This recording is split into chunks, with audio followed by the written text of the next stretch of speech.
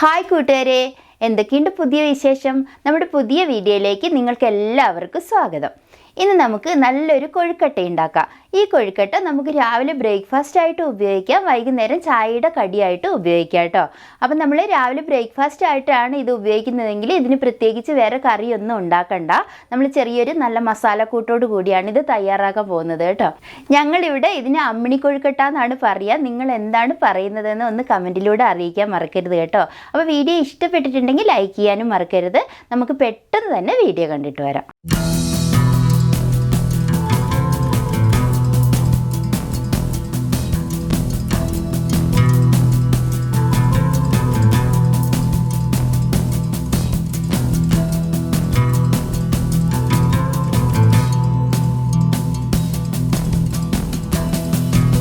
കൊഴുക്കട്ട ഉണ്ടാക്കാനായിട്ട് ആദ്യം നമുക്കതിൻ്റെ മാവ് തയ്യാറാക്കാം. മാവ് തയ്യാറാക്കാനായിട്ട് നമ്മളിവിടെ വറുത്ത അരിപ്പൊടിയാണ് എടുക്കുന്നത്. നമ്മൾ നൂൽപുട്ടിനൊക്കെ എടുക്കില്ലേ, അങ്ങനെയുള്ള വറുത്ത നൈസായിട്ടുള്ള അരിപ്പൊടി. ഇത് നമുക്ക് നല്ലോണം ചൂടുവെള്ളത്തിലൊന്ന് വാട്ടിക്കുഴച്ചെടുക്കാം.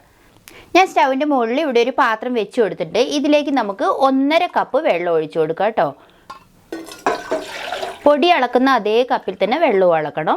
ഇപ്പം നമ്മൾ 1.5 കപ്പ് വെള്ളം ഒഴിച്ചു കൊടുത്തിട്ടുണ്ട്. ഇനി ഇതിലേക്ക് ആവശ്യത്തിനുള്ള ഉപ്പിട്ട് കൊടുക്കാം.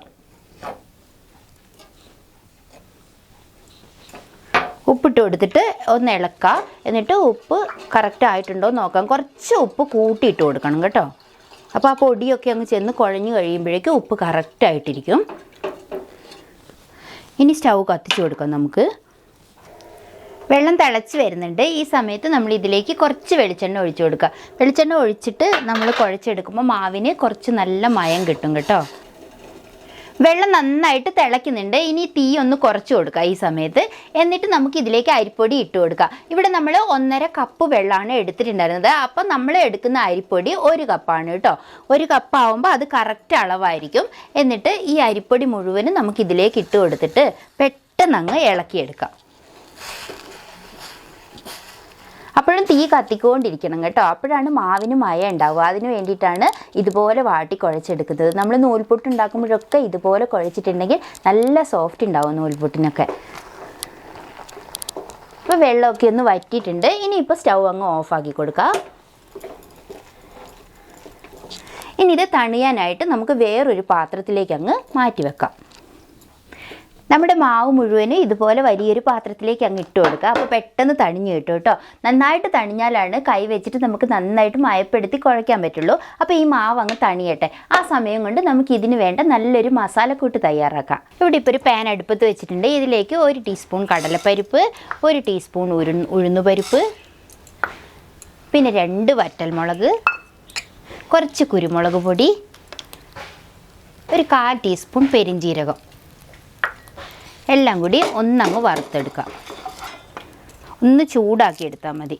ഇനി ഇതിലേക്ക് കുറച്ച് കറിവേപ്പില ഇട്ട് കൊടുക്കാം. കുറച്ച് തേങ്ങ ചിരവിയതും കൂടെ ചേർത്ത് കൊടുക്കുന്നുണ്ട്. എല്ലാം കൂടി നന്നായിട്ടങ്ങ് ചൂടാക്കിയെടുക്കാം. തേങ്ങയൊക്കെ നന്നായിട്ടൊന്ന് ചുവന്ന് വരുന്നുണ്ട്. ഈ സമയത്ത് സ്റ്റൗ ഓഫാക്കി കൊടുക്കുക. എന്നിട്ട് ഇതിലേക്ക് കുറച്ച് കായത്തിൻ്റെ പൊടി ചേർത്ത് കൊടുക്കുക കേട്ടോ. കുറച്ച് ചേർത്ത് കൊടുത്താൽ മതി. ഇനി ഇതൊക്കെ കൂടി തണിയുമ്പം നമുക്ക് നന്നായിട്ടൊന്ന് പൊടിച്ചെടുത്തുകൊണ്ട് വരാം. നമ്മൾ മസാലയൊക്കെ മിക്സിയിൽ ചെറിയ ജാറിലിട്ടിട്ട് നന്നായിട്ട് പൊടിച്ചെടുത്തിട്ടുണ്ട്. തരിയൊന്നും ഇല്ലാതെ പൊടിച്ചെടുത്തിട്ടുണ്ട്.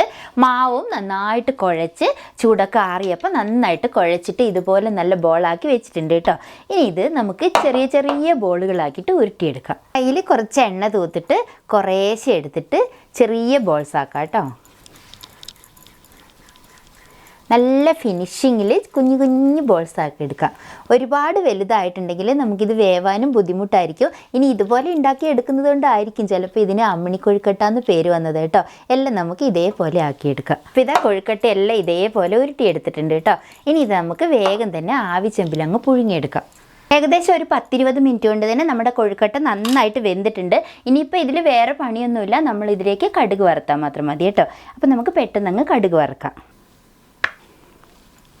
ചൂടായ പാനിലേക്ക് വെളിച്ചെണ്ണ ഒഴിച്ചു കൊടുക്കുക. വെളിച്ചെണ്ണ കുറച്ച് കൂടുതൽ ഒഴിച്ചു കൊടുത്തോ കേട്ടോ. ഒരു 2.5 ടീസ്പൂണൊക്കെ ഞാൻ ഒഴിച്ചു കൊടുത്തിട്ടുണ്ട്.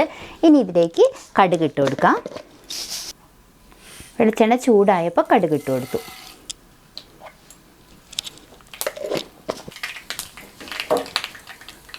കറിവേപ്പില, 2-3 വറ്റൽമുളക് എല്ലാം ഒന്ന് നന്നായിട്ട് മൂത്ത് കഴിയുമ്പോൾ ഇനി തീ ഒന്ന് കുറച്ച് വെച്ചിട്ട് നമ്മൾ ഈ കൊഴുക്കട്ട ഇതിലേക്ക് ഇട്ട് കൊടുക്കാം കേട്ടോ.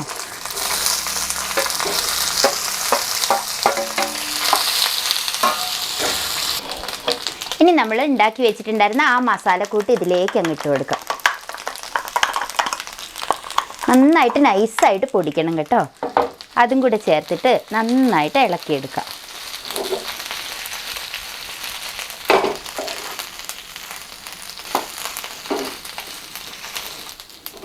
ഇപ്പം ഇതാ നല്ല രുചിയുള്ള അമ്മിണി കൊഴുക്കട്ട ഇവിടെ റെഡി ആയിക്കൊണ്ടിരിക്കുകയാണ്.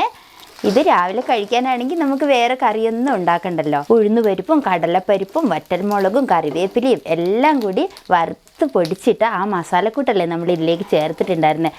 അതുകൊണ്ട് കഴിച്ചാലും കൊതി തീരാത്ത നല്ല കൊഴുക്കട്ടയാണ്. എല്ലാവരും ഉണ്ടാക്കി നോക്കിക്കോ കേട്ടോ.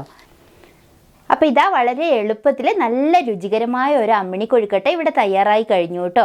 നിങ്ങൾക്ക് മല്ലിച്ചപ്പിൻ്റെ സ്വാദ് ഇഷ്ടമാണെങ്കിൽ അത് കുറച്ച് ഇട്ട് കൊടുത്തോളൂ കേട്ടോ. അവസാനമായിട്ട് ഞാൻ കുറച്ച് മല്ലിച്ചപ്പ് ഇട്ട് കൊടുത്തിട്ടുണ്ട്. എന്നിട്ട് എല്ലാവരും ഉണ്ടാക്കി നോക്കുക. ഉണ്ടാക്കി നോക്കിയിട്ട് നിങ്ങളുടെ വിലയേറിയ അഭിപ്രായം പറയാനും കൂടി മറക്കല്ലേ. നമ്മൾ വളരെ എളുപ്പത്തിൽ ഉണ്ടാക്കിയിട്ടുള്ള അമ്മിണി കൊഴുക്കട്ട നിങ്ങൾക്ക് ഇഷ്ടമായോ? ഇഷ്ടപ്പെട്ടിട്ടുണ്ടെങ്കിൽ നിങ്ങളെല്ലാവരും വീഡിയോയ്ക്ക് ഒന്ന് ലൈക്ക് ചെയ്യണം. അതേപോലെ നിങ്ങളെല്ലാവരും ഒന്ന് ഉണ്ടാക്കിയും കൂടെ നോക്കണം കേട്ടോ. അടുത്തൊരു നല്ല റെസിപ്പി ആയിട്ട് ഉടനെ വരാം. അതുവരേക്കും എല്ലാവർക്കും നന്ദി.